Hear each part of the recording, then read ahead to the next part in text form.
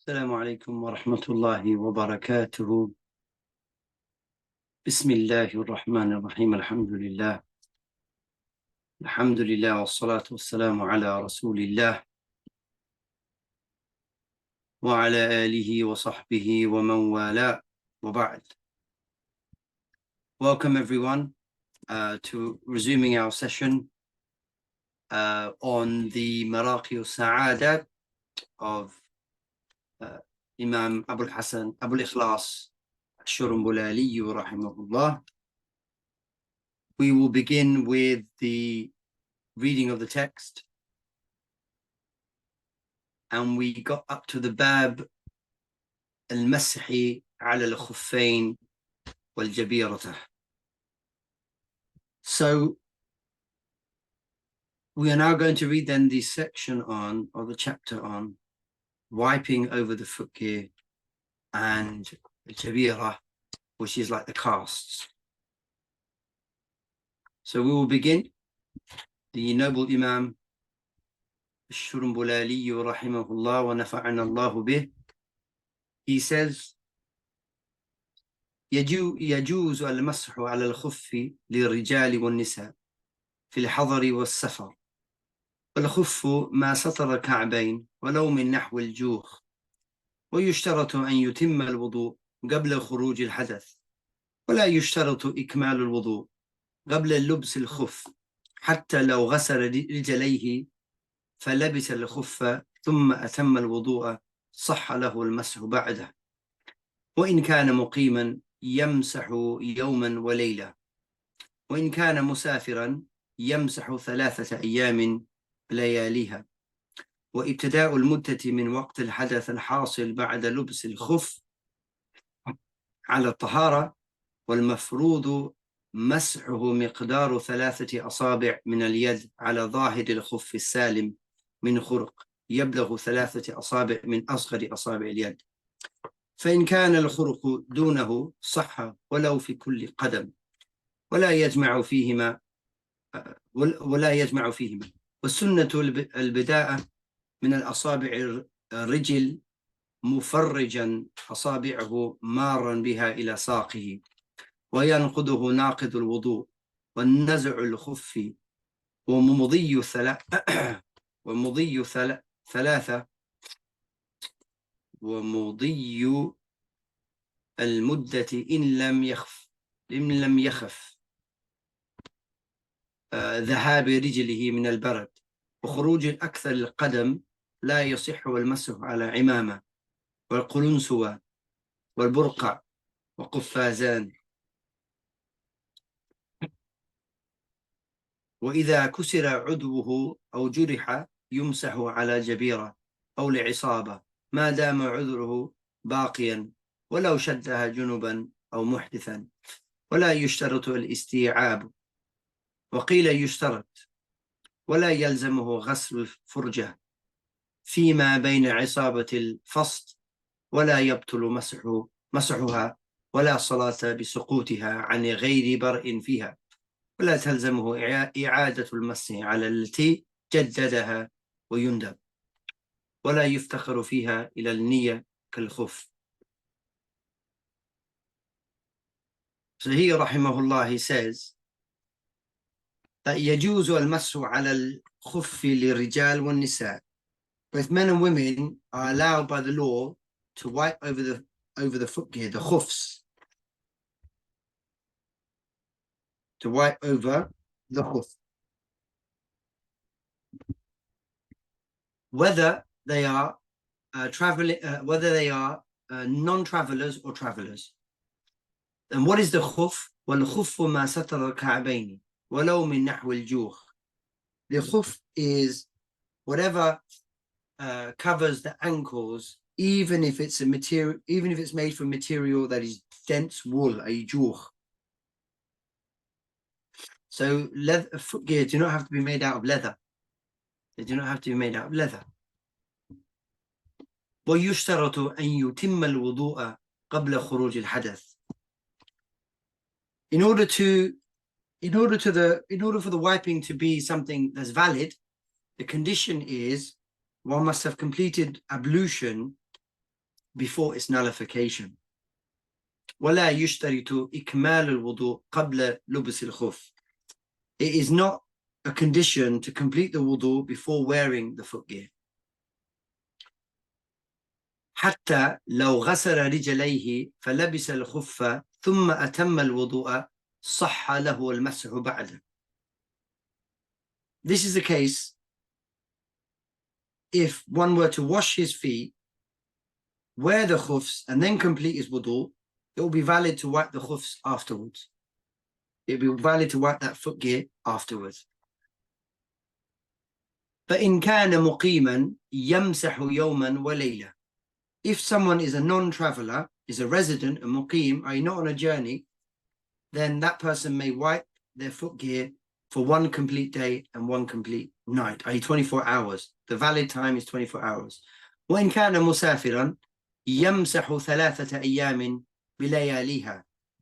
If someone is a traveler, he may wipe his footgear for 3 complete days and nights, i.e. 72 hours. So that's the time period in which one can, 3 days including their nights.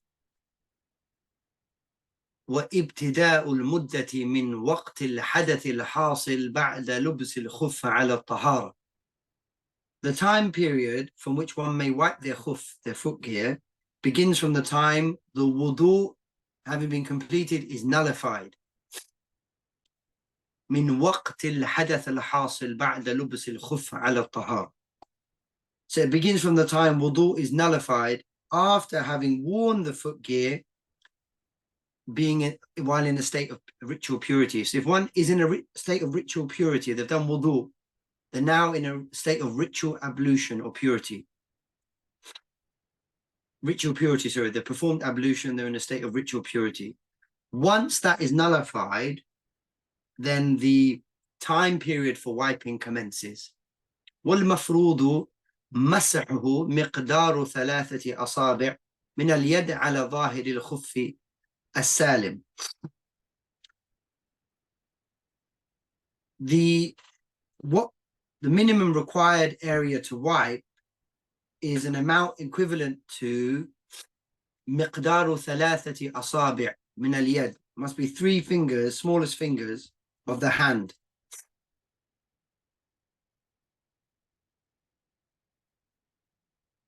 على يد الظاهر, according to the top of the hand. According to the zahir, the zahir al-khuf, the top of the footgear. So must be 3 fingers surface area, smallest surface area of 3 fingers of the hand, على ظاهر الخف السالم, on the top of a sound footgear. On the top, the surface, the face of a footgear. Has to be salim min khurqin, has to be free from any holes.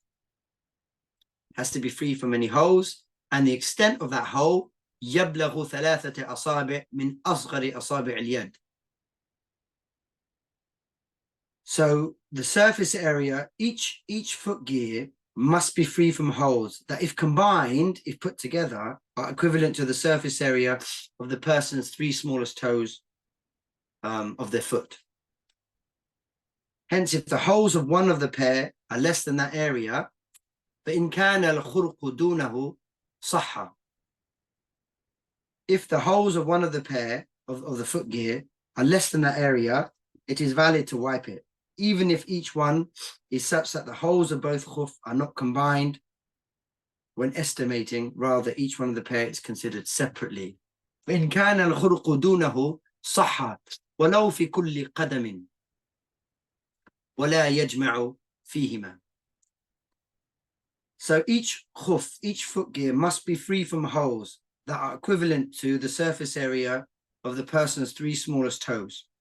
If the holes of one of the pair are less than that area, it is still valid to wipe it, even if each one is such. Even if each one is such, that is, the holes of each khufs are not combined.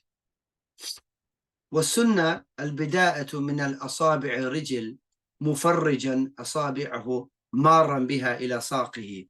The sunnah method of wiping the footgear is to begin at the toes with one's fingers spread apart and to wipe towards the shin. Wipe towards the shin. That would be the sunnah. وَيَنْقُضُهُ نَاقِضُ الْوُضُوء. That which invalidates the footgear, that which negates the permission to wipe the footgear from the top of the foot, the top of the area, the surface area that is to be wiped. Anything that nullifies the wudu will nullify one's permission to wipe the footgear. وَالنَّزْعُ الْخُفِّ. If one takes off one of the pairs of the socks, the expiration date ومضي المدة وإن لم يخف ذهاب رجله من البرد.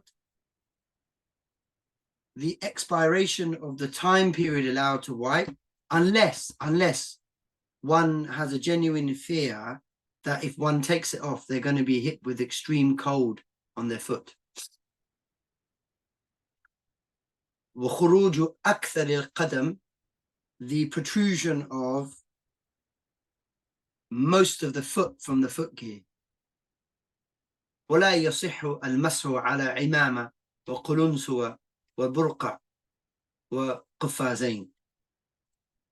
It is not valid to wipe a turban, imama, a cap, a face veil, or gloves. It's not valid to do masah or wiping over any one of those. So one's turban, one's hat, one's face veil for women, and any kind of gloves cover the hands. Now, wiping casts or bandages. This is the section here. وإذا كسر عضوه أو جرح يمسح على جبيرة أو عصابة.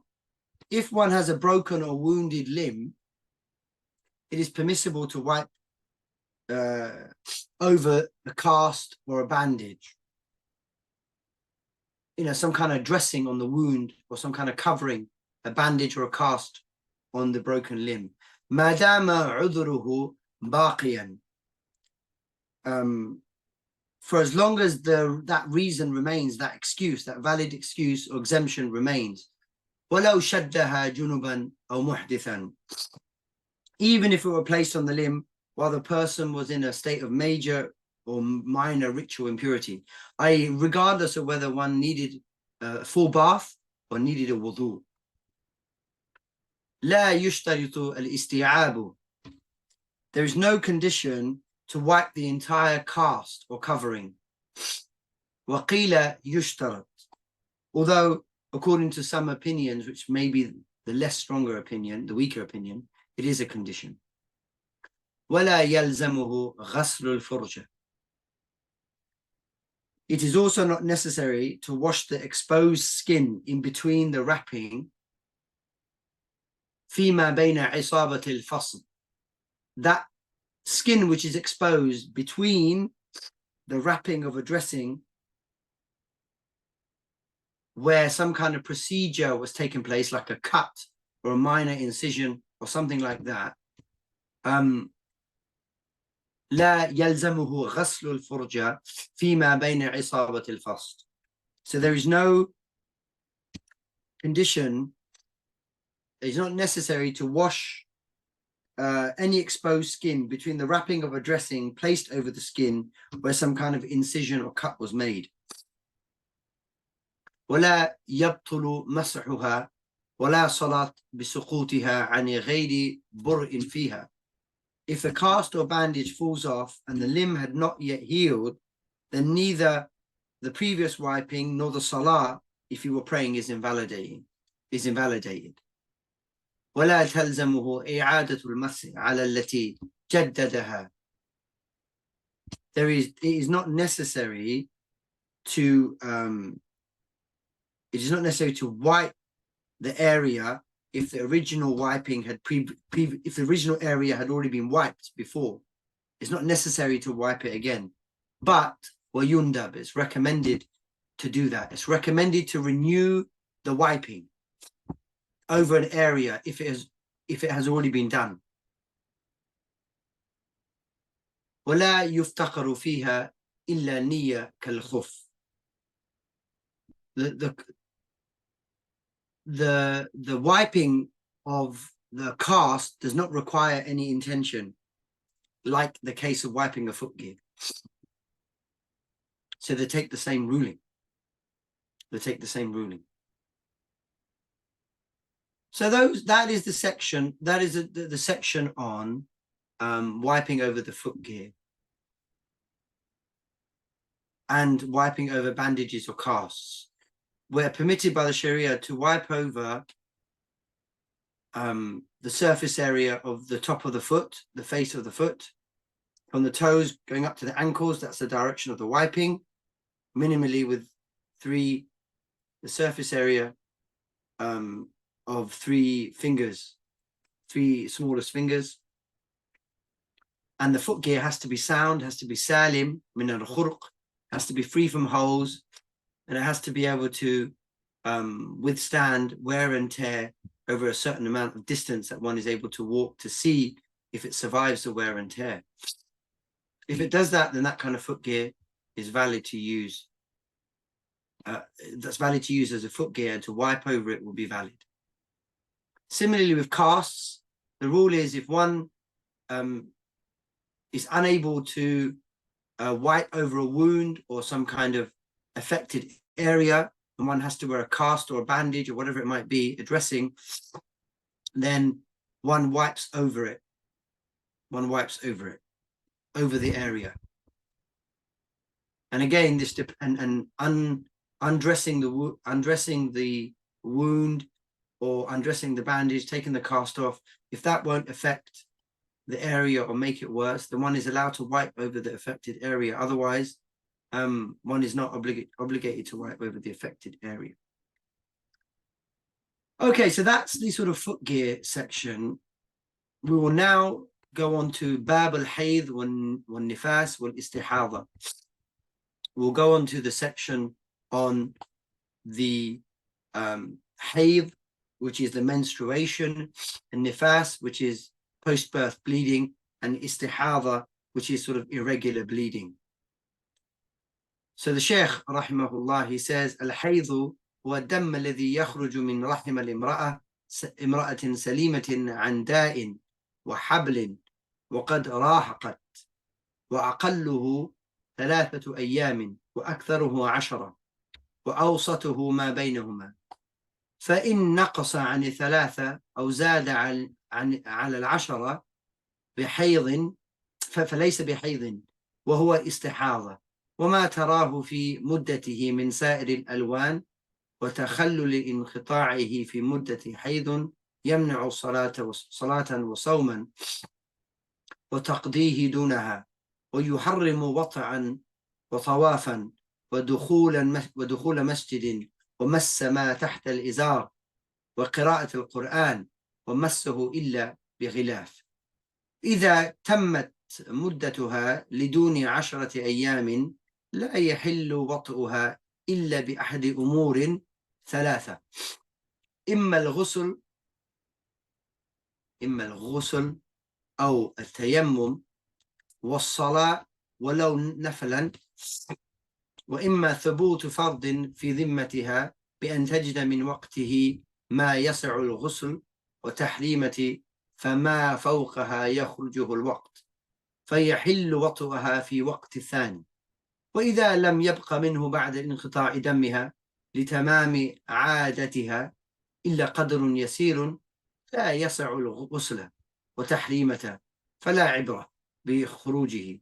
فإذا تمت مدتها ل10 حل وطئها بمجرد التمام للتيقن بأن الزائد استحاضة، وأقل الطهر 15 يوما، ولا حد لأكثره إلا عند نصب العادة في زمان الاستمرار.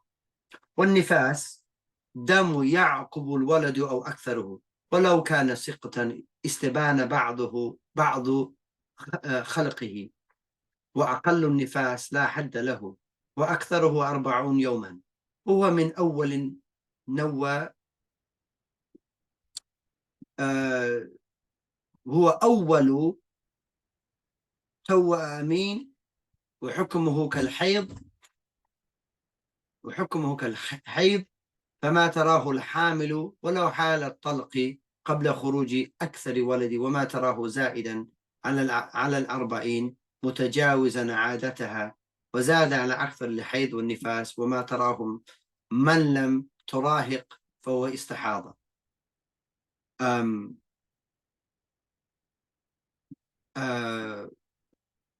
ودم الاستحاضة كرعاف دائم لا يمنع صوما وصلاة ووطئا وطوافا، وتتوضأ لوقت كل صلاة إذا استوعب نزوله وقتا كاملا،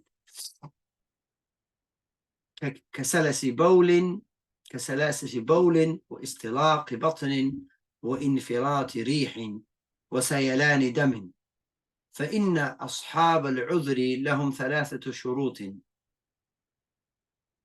شرط لثبوت العذر، وشرط لدوامه، وشرط لانقطاعه.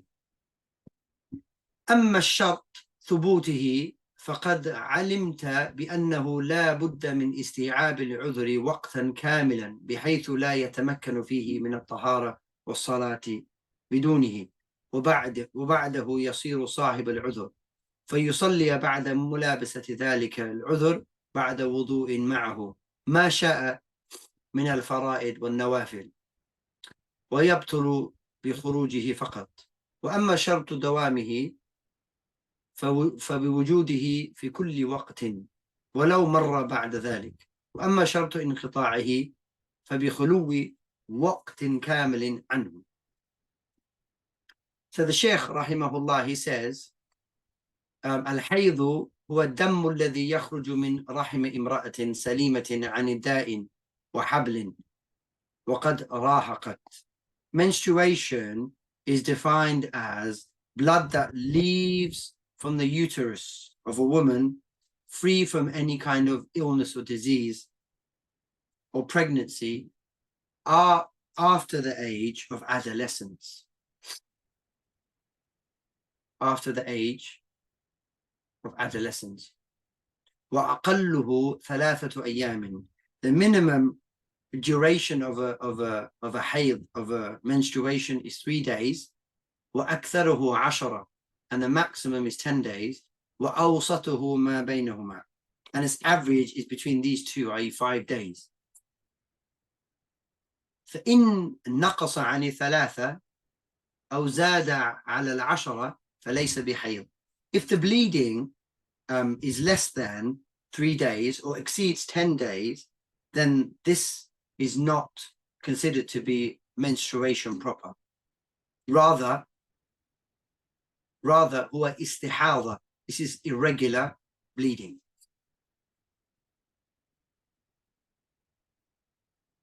وما تراه في مدته من سائر الألوان وتخلل انقطاعه في المدة حيض يمنع صلاة وصوما.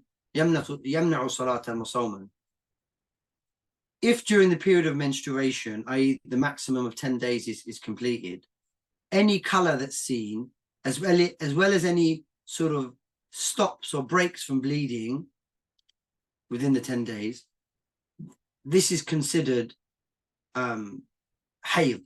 This is considered menstrual blood. فَيَمْنَعُ صَلَاةً وَصَوْمًا. And for that reason, praying and fasting, one is not allowed to do it. وَتَقْضِيهِ دُونَهَا. And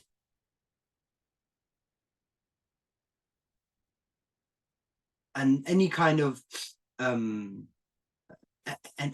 of fasting needs to be made up later, if it is during Ramadan, of course. And this is dunaha. This is other than the salah. So what is made up is the fast, if it's Ramadan where this occurs, but not the prayers. وَيُحَرِّمُ وَطَعًا وَطَوَافًا وَدُخُولَ مَسْجِدٍ وَمَسَّ مَا تَحْتَ الْإِزَارِ وَقِرَاءَةِ الْقُرْآنِ ومسه إلا بغلاف. There are some unlawful things that are unlawful during menstruation, and they are يحرم وطئا, any kind of marital or conjugal relations between spouses, sexual relations is not allowed. وطوافا, performing a walk around the Kaaba, a circumambulation, a tawaf, going around the Kaaba musharrafa, this is not allowed. وَدُخُولَ masjidin, going into the proper area of the mosque, that's not allowed. Being touched from below the izar, from below the navel, that is not allowed. Qira'at al-Quran, reciting the Quran, and touching a copy of the Quran, illa bi ghilaf, unless there is a kind of barrier, a non-attached barrier. Okay. إذا تمت مدتها لدون 10 أيام لا يحل وطئها إلا بأحد أمور ثلاث. If a woman's period ends within 10 days, then she may not have conjugal relations, she may not have sexual relations with her spouse, except after one of three things happens. Either إما الغسل, either she completes full bath, or tayammum if the ruling applies, or salat bihi walau naflan, and she prays with that tayammum, even if it's a recommended prayer. That's the first thing. The second thing is, first thing is she has to have a bath, either on condition she has a full bath, or on conditions in the absence of water and all the conditions that fulfills a dry ablution, she performs tayammum and then prays a prayer. That's the second condition. وَإِمَّا ثُبُوتُ فَرْضٍ فِي ذِمَّتِهَا,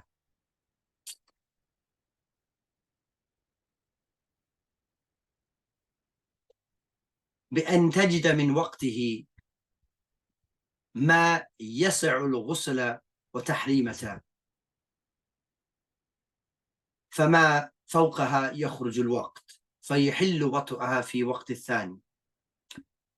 So the third condition is missing an obligatory prayer, a fard prayer, which occurs if a period of a menstruation, the duration of a menstruation has come to an end, and there is enough time left for her to perform a ghusl and to catch the first takbiratu tahrima, the opening exclusionary takbir of the prayer. If she's able to do all that, then it is permissible for her now to engage in marital relations.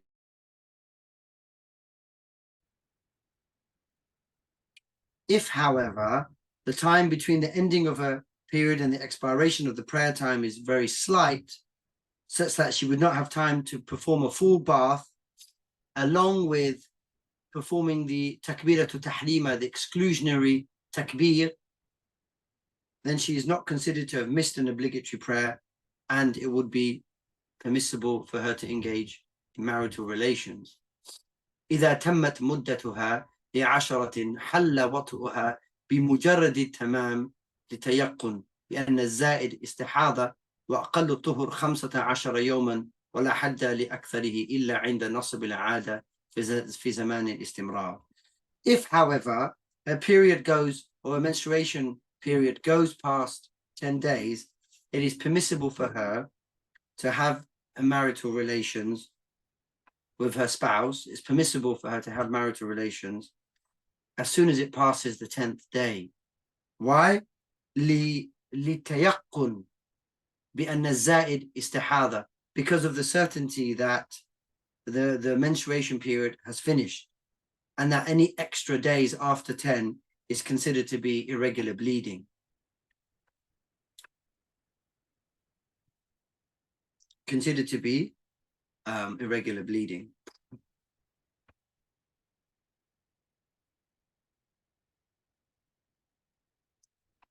And then the Shaykh rahimahullah, he says, وَأَقَلُّ الطُّهُرْ 15 يَوْمًا, the minimum amount of duration of being in a pure the minimal duration of the tuhur is 15 complete days.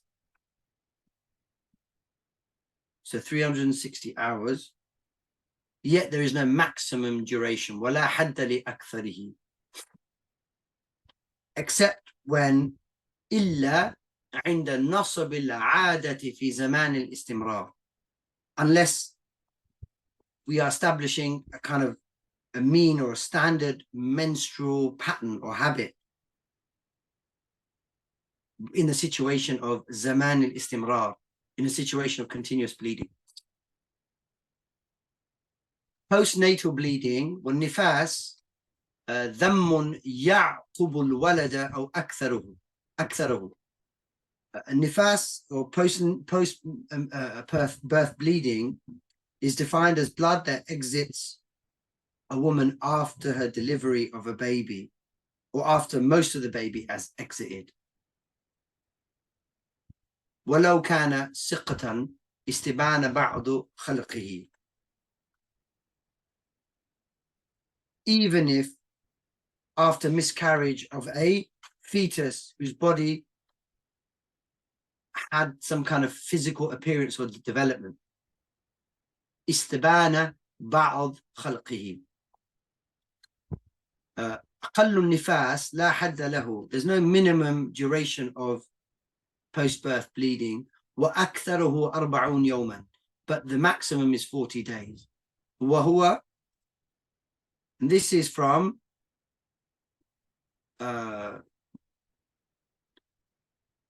وهو من أول التوأمين. This is from this is from the first of the twins. So if she has twins, then the postnatal bleeding is considered when the first of the twins come out. وحكمه كالحيض.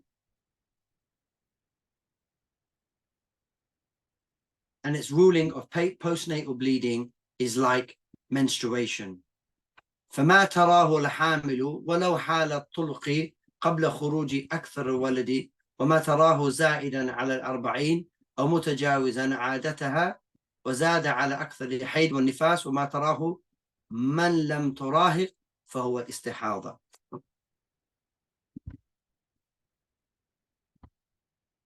So then the Sheikh said that the istihadha or irregular bleeding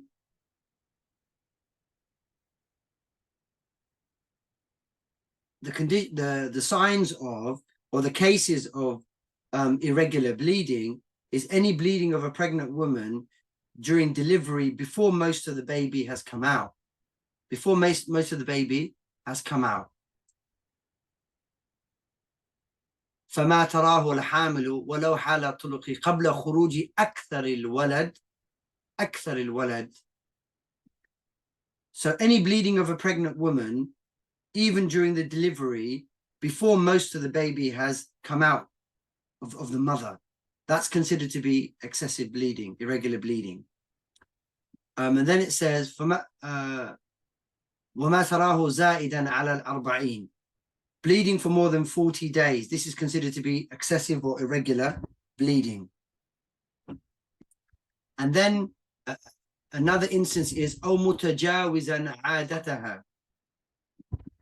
So if a woman bleeds past her normal habit of bleeding,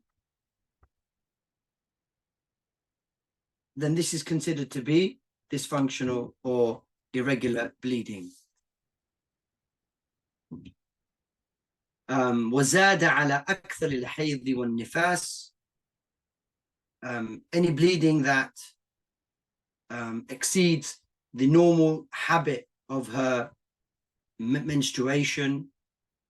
وما تراه من لم تراهق فهو استحاضة. Any bleeding of a girl that has not yet reached adolescence, which is roughly like 8-9 lunar years,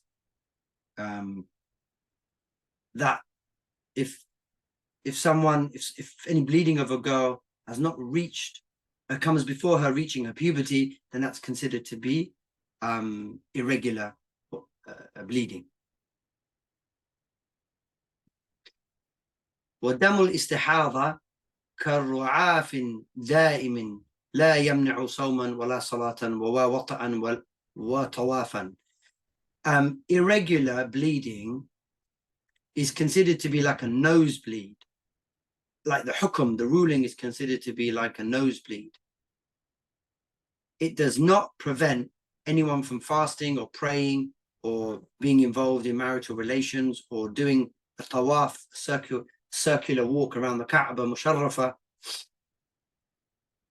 It doesn't prevent anyone from doing these acts.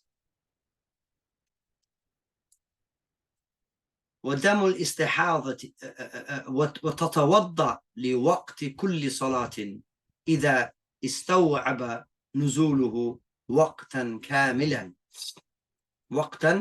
كاملا كسلسل بول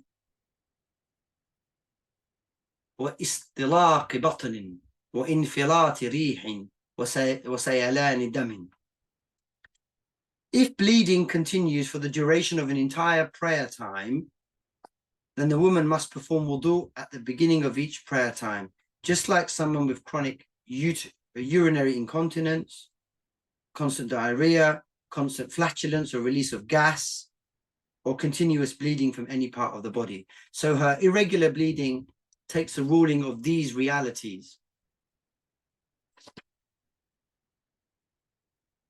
So if her bleeding is continuous, وتتوضأ لوقت كل صلاة إذا استوعب نزوله وقتا كاملا.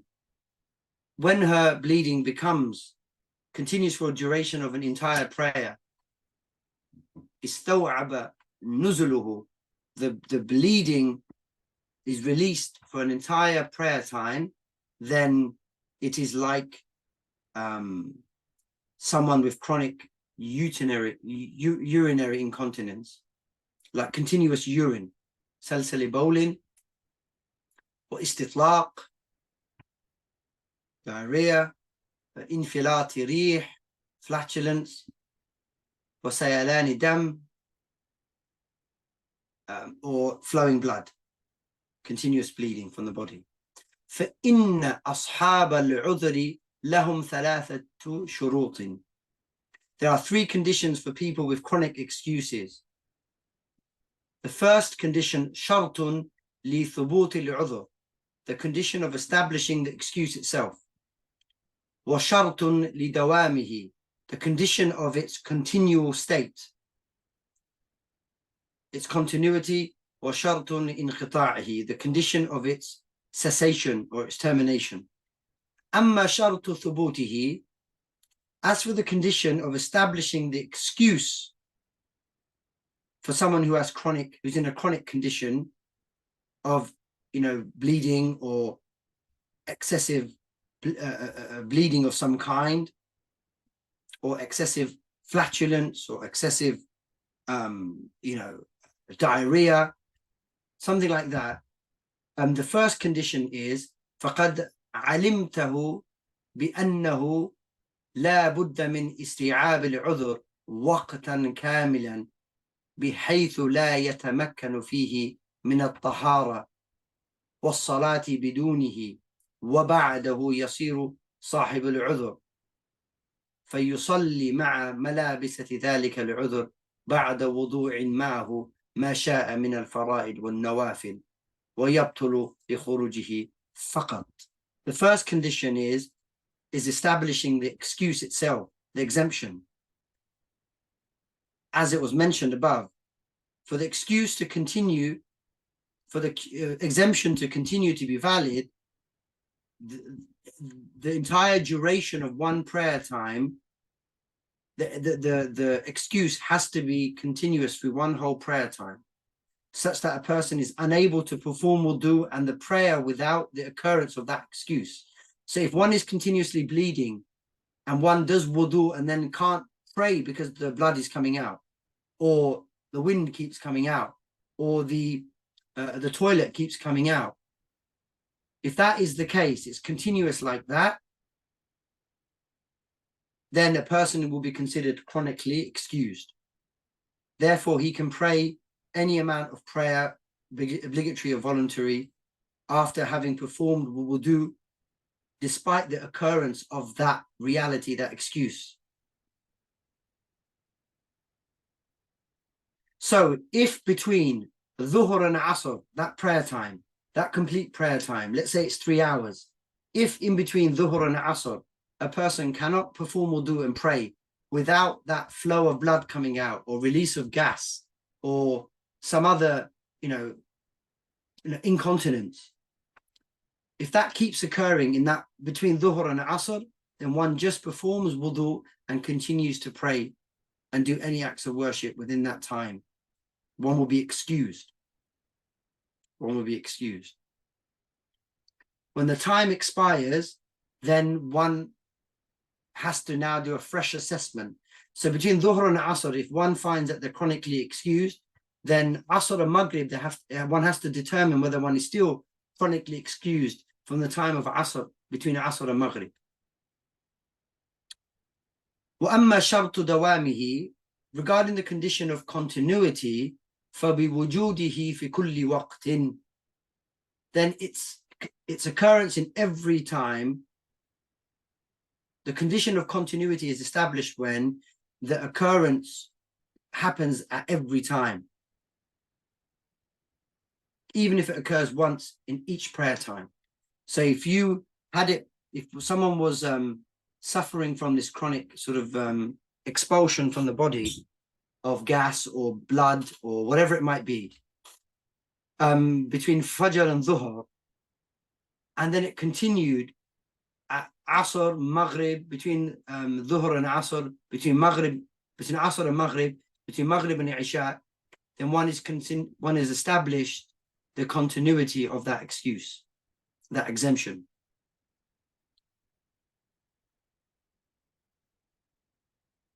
وَأَمَّا الشَّرْطُ إِنْقِطَاعِهِ فَبِخُلُوِّ وَقْتٍ كَامِلٍ عَنْهُ, the condition of the termination whereby one is no longer considered to be chronically excused is for one whole prayer time, وَقْتٍ كَامِلٍ, to expire, to elapse, without a single occurrence of that expulsion or secretion from the body, whether that's continuous bleeding, continuous gas, whatever it might be. If for one whole prayer time one doesn't suffer that occurrence, then one will be considered to be free from chronic excuse, i.e. the waqtul inqita' has come about, the time of the termination of one being chronically excused comes to an end, it ceases. So this all depends on a person's reality and their own personal assessment. These are just the broad rulings here for the framework, the ruling framework for one who's chronically excused, because they are continuously bleeding, they are continuously releasing feces, continuously releasing urine, or continuously releasing blood, or whatever it might be. So this is a reality issue. One has to assess one's own reality, and if one then one's reality matches these conditions, then one will be one will take the relevant ruling accordingly. So we will end it there. We've read up to bifadlillahi azza wa jal. We read the section on wiping over the footgear and bandages and dressings and casts. We read through some basic rulings on menstruation, post-birth bleeding, and irregular bleeding. And then we looked at some rulings regarding the chronically excused. The chronically excused. Inshallah, next week we will be looking at types of filth and how to purify, and the Shara'i way of purifying oneself from filth. Sabab al-anjas wa taharati anha. So, bi-idhnillahi ta'ala, we will see you in the next lesson, unless there's any questions anyone wanted to ask.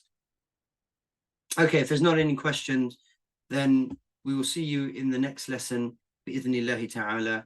Wassalamu alaikum wa rahmatullahi wa barakatuh.